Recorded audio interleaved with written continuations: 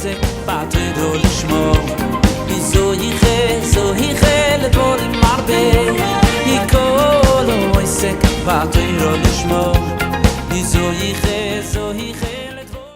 Donc cette semaine, Bezrat Hashem, on va aborder le chapitre 4 des Pirkei Avot. Et ce matin, on va étudier une partie de la Mishnah Yud. Donc la Mishnah numéro 10 du chapitre 4, sur un enseignement de Rabbi Meir Balanes. Rabbi Meir dit Eve memaet baesek ve'asok batora. Diminue de ton temps de travail, ve'asok batora, et étudie la Torah. Diminue de tes affaires, donc de ton temps de travail, ve'asok batora, et préoccupe-toi de Torah. Okay. Agmara omeret, la Gemara dit dans Masechet Kiddushin, Daf Pe Bet Amud Bet. Tanya, on en finit dans une braïta. Rabbi Shimon ben Elazar Omer. Rabbi Shimon, fils de Elazar, dit Miyamai lo ra'iti tsevi kayatz. De ma vie, je n'ai jamais vu un cerf cueilleur de figues. Ve'ari sabal, et un lion porte-fée, qui porte des porteurs de bagages, qui porte des charges. Veshual chenvani, et je n'ai jamais vu un renard. Chenvani, littéralement, c'est un boutiquier, quelqu'un qui tient un magasin, qui tient une épicerie. Vehem mitparnesim shelo betzar, et eux subviennent à leurs besoins sans souffrance, sans difficulté. Vehem lo nivrahu ela leshamesheni, et pourtant eux, ces créatures du ciel, n'ont été créés que pour me servir. Ve'ani nivreti leshamesh et koni, et moi je n'ai été créé dans le monde que pour servir mon créateur. Et voilà la question que se pose Rabbi Shimon ben Elazar. Uma elu shelo nivreu ela leshamesheni bemitparsim shelo betzar. Si déjà ces animaux qu'on vient de citer n'ont été créés que pour moi, que pour me servir, et ils trouvent leur parnassa sans difficulté, Ani shenivreti leshamesh et koni, moi qui ai été créé pour servir mon créateur, et nodin shet parnes shel betzar, est-ce que moi je ne devrais pas trouver ma parnassa sans difficulté? Pour Rabbi Shimon ben Elazar, il y a quelque chose qui ne va pas. Comment se fait-il que les animaux qui sont sous moi subviennent à leurs besoins sans problème, alors que moi, qui suis l'élite de la création, qui a été créé pour servir Hachem, exactement, pour vivre, je trouve des difficultés. Pour gagner ma parnassa, je galère. Voilà la question que veut souligner ici Rabbi Shimon ben Elazar. Et là, Shari'oti et Ma'asai, qui partit de parnassati. Alors il commence à se remettre en cause. Il dit certainement que j'ai dû mal agir, ou en tout cas mes actions ne sont pas bonnes, qui partit de parnassati, et j'ai dérangé la parnassa qui devait être la mienne. Que certainement Hachem avait prévu pour quelque chose pour moi, et par les actions que j'ai dû mener, j'ai dû peut-être boucher un canal, tu vois, un flux qui devait venir sur moi, et j'ai dû même l'obstruer.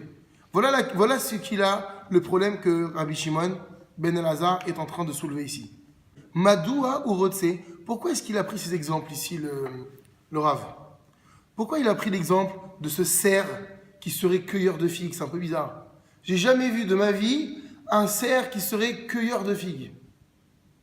J'ai jamais vu un lion qui sache porter des choses lourdes. J'ai jamais vu un renard qui soit capable de tenir une boutique. Mais c'est bizarre quand même. Est-ce que ça aurait changé quelque chose pour nous, par exemple, qui disent, voilà, lui il a pris l'exemple du cerf qui serait cueilleur de figues. Et s'il avait dit, jamais vu un cerf qui serait puiseur d'eau, ça aurait changé quelque chose? Non. Pourquoi il a choisi ses corps de métier particulièrement à ces animaux? Il aurait simplement pu poser la question, pourquoi les animaux vivent normalement, sans se soucier, entre guillemets, de leur parnassa, et ils l'ont leur parnassa, ils mangent tous les jours, ils boivent tous les jours, ils vivent et survivent. Et pourquoi les hommes, tout simplement, ont tant de mal? Et là, à Kavana, voici quelle était l'intention du Rav. Pourquoi est-ce qu'il a, par exemple, lorsqu'il a parlé du cerf, il a associé le cerf à l'idée qu'il puisse être cueilleur de figues? Nous disent nos Chachamim, qui melechet ibush haketzirot doreshet zerizut, que le travail de faire sécher les figues, une fois que tu les as cueillies, est un travail qui nécessite particulièrement beaucoup de zèle et d'empressement. Ve'atsevi, et comme le cerf, ou Zaris Gadol, est l'animal par définition qui symbolise cet élan, le fait d'être svelte, alors, Uma Yoter Matim Misé, il est l'animal qui va représenter, finalement, d'après Rabbi Shimon ben Elazar, celui qui est empreint de cette qualité de zèle et d'empressement. Et donc, c'est pourquoi, lorsqu'il va parler, il va dire, je n'ai jamais vu un cerf cueilleur de figues, c'est-à-dire que le cerf, par définition, serait capable, dans l'idée, de cueillir les figues. Voilà, de faire un travail qui nécessite un certain zèle. Et pourtant, Hachem ne lui demande rien. Vechen, ainsi, Hari, le lion, qu'est-ce qui détermine, qu'est-ce qui fait la caractéristique d'un lion? La force. Le Shlokoach Gadol, sa puissance, sa force. Imken, c'est ainsi, ou Yachol, Liot Sabaltov. Si le lion avait dû travailler, il aurait assuré un métier qui nécessite une puissance particulière, et il l'aurait très bien fait. Chez Zemelacha, chez Tzrichim Bishvila, lorsque le Rav prend par exemple le sabal, le portefeuille, eh ben, c'est un travail qui nécessite une certaine force, toute la journée à porter des charges. Le lion aurait pu remplir cette mission très très bien. Vechen Bishvil Yot Renvani également, pour tenir un commerce, il faut avoir une certaine jugeote, une certaine intelligence. Il faut être exactement une ruse, pas une ruse négative, une ruse positive, savoir tenir les comptes, gérer. Et celui qui va représenter dans le monde animal, dans le règne animal, l'animal le plus malin, c'est le renard. Aval ro'im chez lokar, mais on voit bien qu'il n'en est pas ainsi. Chez M l'omitasekim bikloum, que ces animaux, Dieu ne leur a jamais demandé de travailler. Vim kolze emotim, et malgré cela, motziim la em kol echad et parnassato berevach. Et chacun trouve sa parnassa, chacun de ces animaux trouve sa parnassa avec largesse. Jamais on a vu un lion mourir de faim. Quel que soit l'animal dans le monde, alors on ne parle pas des espèces qui disparaissent pour un problème de reproduction, mais des espèces qui disparaissent parce qu'il n'y a plus à manger, ça n'existe pas. Vilou Adam, alors que l'homme, mitparnes rak betzar, ne trouve sa parnassa que dans la difficulté. Ou bechrar rohim, donc ce que l'on va comprendre maintenant, regardez comment est importante cette phrase. She'atzlacha ena teluya bigiat adam o bechormato. Que la réussite d'une personne dans sa parnassa ne dépend ni de ses efforts, ni de sa chorma. Si la parnassa devait dépendre de ses capacités personnelles, de son temps de travail, de ses aptitudes, alors Dieu aurait aussi demandé aux animaux de travailler. Pourquoi il a demandé qu'à l'homme de travailler? Il aurait demandé à certains animaux de fournir un certain effort selon leurs capacités et ils auraient trouvé leur parnassa ainsi. Donc si les animaux, malgré ce qu'ils représentent, n'utilisent pas leur capacité pour se nourrir, cela vient nous enseigner que la parnassa d'un être ne dépend ni de ses aptitudes, ni de ses efforts. Et là, à kol taloui birtson akadosh baruch hu. Seulement tout dépend de la propre volonté divine. Ce qui veut dire que quel que soit ton parcours professionnel, quel que soit ton parcours au niveau de tes études, ne crois pas que ta parnassa dépend de cela, ça dépend de la propre volonté de Dieu.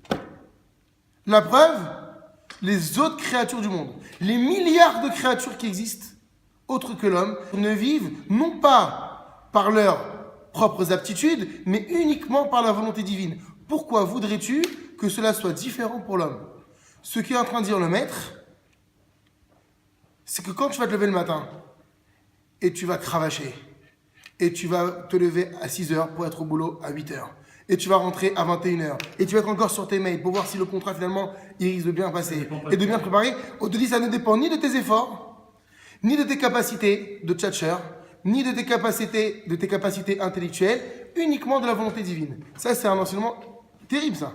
Ça fait mal. Cela ne dépend pas de tes études, cela ne dépend pas de ta formation ou de tes capacités innées, cela ne dépend que du Ratson Hachem. Donc on te dit bien, pourquoi en galère?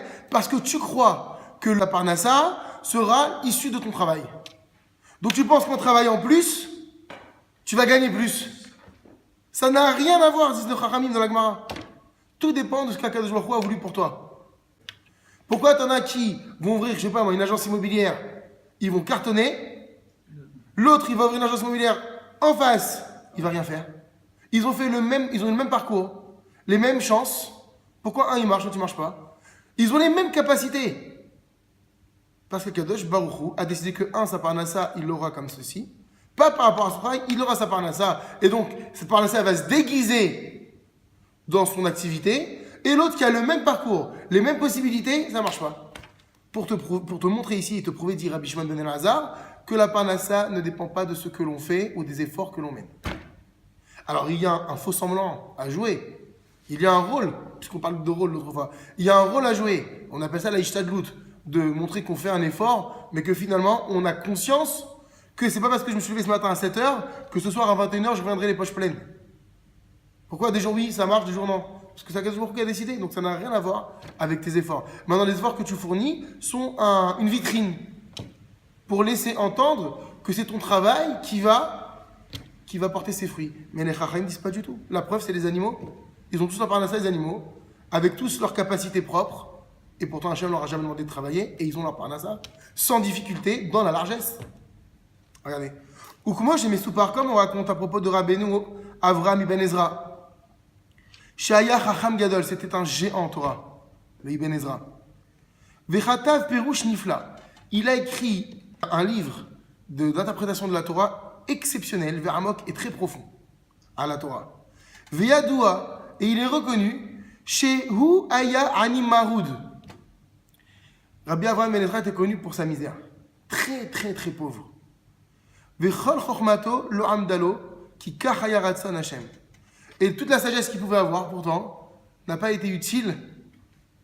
Parce que quand tu as affaire à un géant de la Torah, qui connaît des choses fabuleuses, je crois qu'il n'est pas capable de devenir milliardaire du jour au lendemain, il réfléchit un petit peu, il trouve un filon, c'est terminé. Quand tu as une grande chorma, c'est ça la force. Et malgré la chorma qui était la sienne, il n'a jamais réussi à avoir une bonne parnassa. Et regardez ce qu'il disait de lui-même.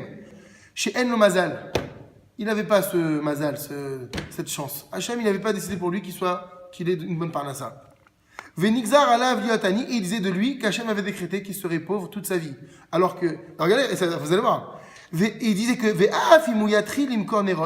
et que même s'il prenait la décision d'ouvrir un magasin de bougies, bah même ceci ne marcherait pas. Pourquoi? Que s'il avait pris la décision d'ouvrir un magasin de bougies, le soleil se serait mis à briller la nuit. C'est énorme ce qu'il dit. Regarde, il continue. Et s'il avait décidé de vendre des cercueils, Anashim Nefsikou Lamout, les gens arrêteraient de mourir. Donc il savait qu'Akadosh Baruch Hu avait prévu pour lui une certaine façon de vivre. Malgré sa chorma, malgré ses aptitudes intellectuelles, ça ne marchait pas. Ou miséroïm, de là nous voyons, disent nos chachamim. Kilo la chachamim lechem vegam lo la nevonim ancher. Le roi Shlomo dit dans Kohelet, dans l'Ecclésiaste, chapitre 9, verset numéro 11. Le pain n'appartient pas aux chachamim, la richesse n'appartient pas aux gens intelligents. Alors j'aurais pu croire que oui. Quelqu'un qui a été assez vif, assez intelligent, qui a monté une affaire, qui a su monter quelque chose, je me dis, bah, s'il est intelligent, il va y arriver. Le roi Shlomo dit, la richesse n'appartient pas aux gens intelligents, comme le pain n'appartient pas forcément aux sages. Et là, Kol Taloui Birsan Hashem, seulement tout dépend, c'est ce qui ressort donc de l'enseignement de Shlomo Amelech, tout dépend de la volonté du Créateur. Oui, mais on peut modifier les choses ou pas du tout? Alors, on va voir, est-ce qu'on peut modifier les choses? C'est vrai que le travail, à la base, comme tu l'as dit, il y a marqué Bezat Apechat Tochalechem, tu mangeras ton pain à la sueur de ton front. C'est qu'à la base, c'est bien quelque chose c'est une punition contre l'homme quand il a fauté. Donc, c'est vrai qu'on a rendu le travail une valeur, la valeur la plus grande. Maintenant, nous, pourquoi on travaille aujourd'hui? On travaille pour gagner plus. On ne travaille pas pour vivre. C'est juste. On travaille parce qu'on va avoir un maximum de 0 derrière le chiffre 1. C'est juste. Mais les chachamim à l'époque, ils travaillaient pour la petite pièce qu'ils allaient gagner pour la journée et il a étudié la Torah, écoute bien ce qu'on est en train de voir aujourd'hui. On est en train d'enseigner ce que dit Rabbi Meir Balanes dans les Pirkei Avot de cette semaine. Rabbi Meir Omer, je recommence, Rabbi Meir dit Eve memaet baesek, diminue de ton temps de travail, Esek c'est l'occupation professionnelle, diminue vers Asok Batora. On comprend pourquoi il nous dit ça maintenant, puisque il dit c'est pas ton temps de travail qui va faire que tu vas devenir plus riche. Il y en a qui après 70 ans, 80 ans de vie se retournent, ils ont vu qu'ils ont bossé comme des animaux. Non, pardon, les animaux ils bossent pas. Qu'ils ont bossé comme des hommes. Comme des hommes. Du matin jusqu'au lendemain matin, ils ont rien gagné au bout de 70 ans. Donc il te dit, au lieu de faire ce bilan à la fin de ta vie, je te dis moi tout de suite Rabbi Meir, il dit pas ne travaille pas, il dit diminue ton travail vers Asok Batora et occupe-toi de l'essentiel. Et aujourd'hui, nous on a rendu essentiel le travail. Donc, on voit par le témoignage de Rabbi Avraham Ben Ezra qu'apparemment il y aurait un déterminisme sur certaines personnes, en tout cas sur lui. Il disait moi j'ai beau faire, si je devais même monter une entreprise de pompes funèbres, les gens ils arrêteraient de mourir. Alors est-ce qu'on peut modifier cette chose-là? Regardez. Binyan à Parnassa, concernant cette Parnassa, Adam lo tsarich lid'og. Un homme ne doit pas se faire de soucis. Donc là on est en train de répondre à cette angoisse qu'elle a dans leur quoi, qu'est-ce que je fais? Adam lo tsarich lid'og, un homme ne doit pas s'inquiéter. Ulitsagia arbe et faire trop d'efforts, arbe beaucoup. Et là Yoda, il doit savoir Sheme Hashem amezonot, que la nourriture c'est de Dieu qu'elle vient. C'est pas l'obscurantisme, hein. On peut avoir idée que ah là ils sont pas dans la vie active, ils comprennent pas qu'il faut travailler. C'est pas ça qu'on est en train de dire. Vea torach lo mosif klum alma shenigzar alav. Et la fatigue ne rajoutera en rien sur ce que Dieu avait décrété sur toi. Rappelez-vous, on a enseigné, regardez, que d'un Rosh Hashanah à l'autre, Hachem a statué déjà sur le budget de ta parnassa. Donc le jour de Rosh Hashanah, Dieu a dit, un tel gagnera tant jusqu'à Rosh Hashanah prochain. Ce qui veut dire quoi? Que quel que soit le temps que tu vas passer derrière ton ordinateur, derrière ton bureau ou dans ton activité, cela ne changera puisque Dieu il l'a prévu. Et regardez ce que disent nos Chachamim. V'hinei amru Chazal, et voici que nos maîtres ont dit dans la Gemara Masechet Psachim, Daf Kuf Yutret, Kashin mezonotav shel Adam, ki kriyat Yamsuf. Il est difficile pour un homme de trouver sa parnassa, sa maisonnote, comme d'ouvrir la mer rouge. Alors des fois on attribue ce verset à Dieu. Parce qu'il est aussi difficile pour Hachem de donner la parnassa à un homme. Et là, s'il y a une autre façon de voir ce que disent nos Chachamim, il est aussi difficile de trouver la parnassa pour un homme que de lui demander d'ouvrir la mer. Pourquoi il y a ce lien entre les deux? Quel rapport entre la mer rouge, qui dit qu'il est même impossible à ouvrir, et le fait de gagner sa parnassa? Pourquoi la Gemara, elle compare les deux? Alors il dit, c'est très simple, il y a marqué dans le Teilim Kuf Lamed Vav, Noten lechem lechol basar kileola amrazo, il donne le pain à tout être vivant. Donc déjà, on annonce dans les Teilim, c'est que tous les êtres vivants, ils mangent. Et juste après, il y a marqué quoi? Legozer yamsuf ligzarim, celui qui a tranché la mer en plusieurs canaux. On voit que dans le même Teilim, on a juxtaposé, le roi David a juxtaposé le fait qu'Hachem donne la parnassa à tout être vivant et le fait qu'il a ouvert la mer en plusieurs parties. Et alors, pourquoi est-ce qu'il fait ce lien? Regardez.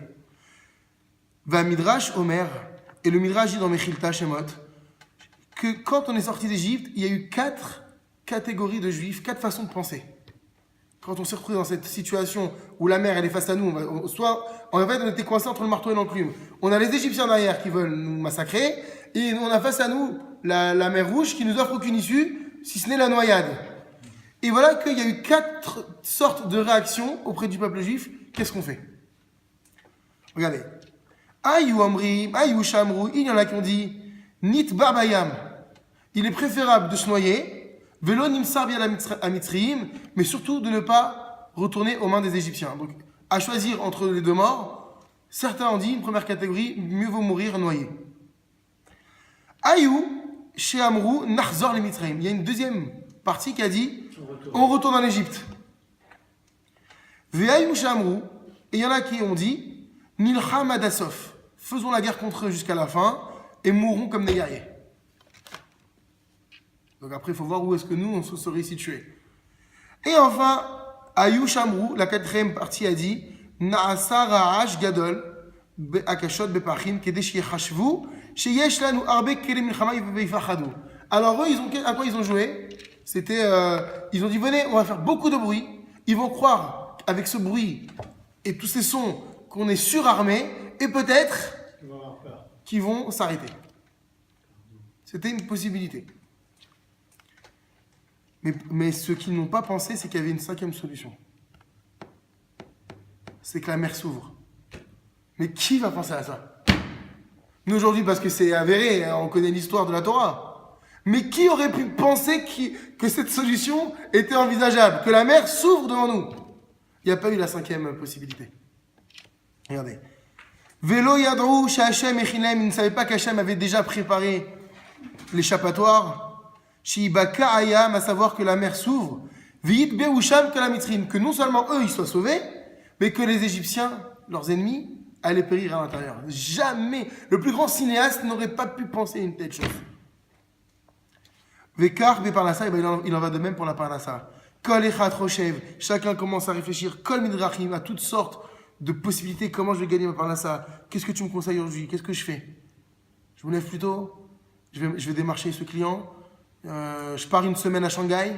Peut-être là-bas, je vais trouver du bon tissu. Tu as du tissu dans le monde entier. Tu as besoin d'aller jusqu'à l'autre bout du monde pour aller chercher ton tissu. Il y a quelque chose qui ne va pas en réalité.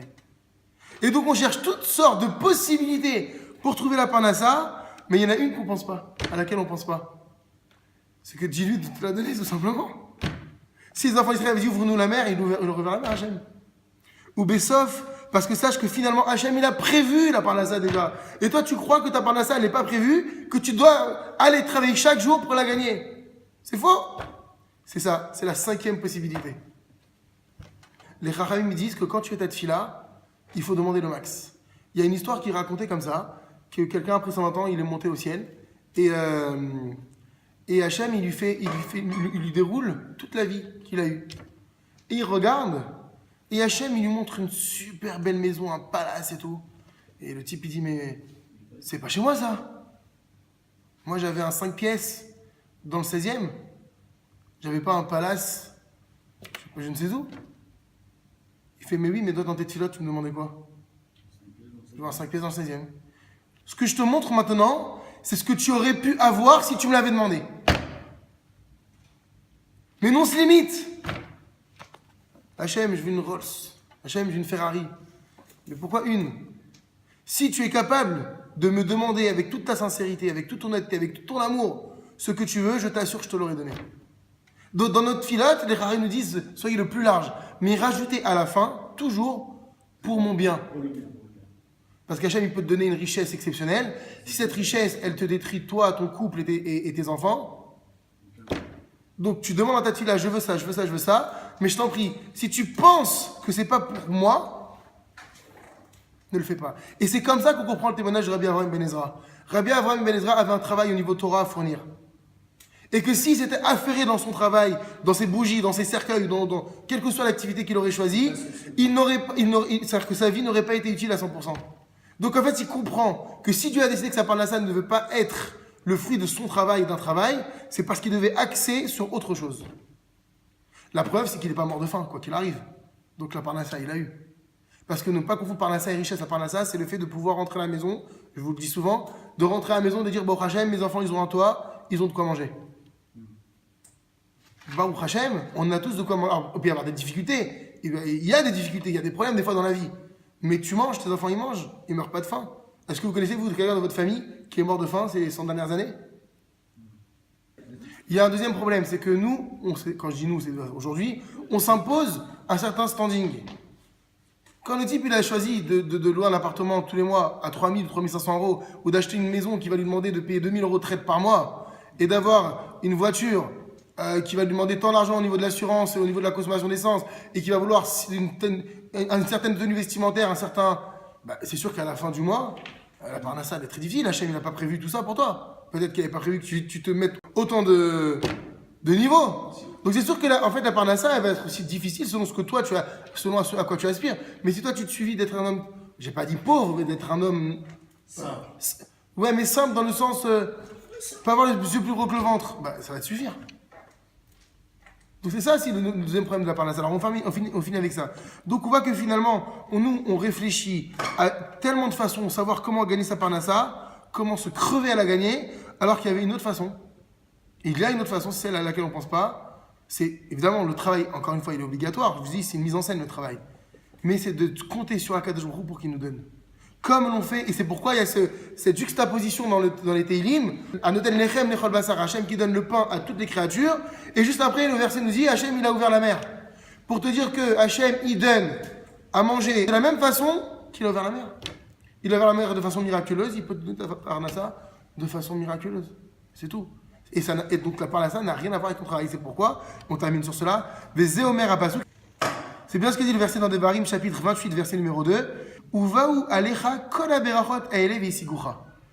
Viendront sur toi toutes ces bénédictions, veisigucha, elles t'atteindront, ki tishma bekol Hashem Elohecha. Regardez la solution.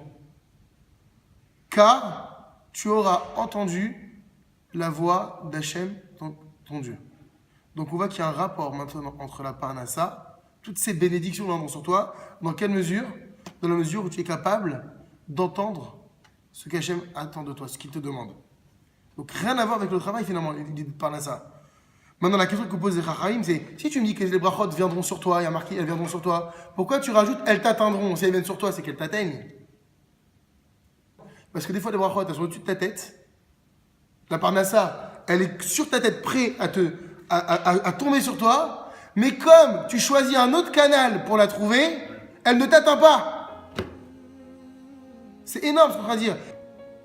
Ça veut dire qu'en réalité, tout le monde a la bracha, maintenant finalement. Tout le monde a la bracha, sauf qu'elle est sur toi, mais sauf que tu n'es pas capable de lever la main comme il faut pour la prendre. Comment est-ce qu'on lève la main pour l'attraper? Que dans la mesure où on est tishma, l'école Hachem et l'okecha. C'est que la parnassa, tout le monde l'a. Maintenant, si toi, tu penses que cette bracha qui est au-dessus de toi, tu vas la gagner en passant par ton bureau, elle ne t'atteindra pas la bracha. Elle restera baou alecha, elle viendront sur toi, mais ici gocha, elles ne t'atteindront pas. C'est brachot. Donc que dans la mesure où j'ai choisi le canal direct qui est celui d'Akadosh Baruch Hu, celui de la Torah et des mitzvot et de l'étude. C'est pourquoi Rabbi Meir nous dit, au lieu d'essayer, je te dis tout de suite, Eve memaït baesek, diminue de tes affaires vers Asok Batorah et préoccupe-toi de la Torah et tu verras, il n'y aura pas besoin de se fatiguer pour la parnassa. Ici Goucha, cette parnassa, elle t'atteindra automatiquement. Baruch Adonai Leolam. Amen ve amen. כל הארץ כבודו, הקדוש ברוך הוא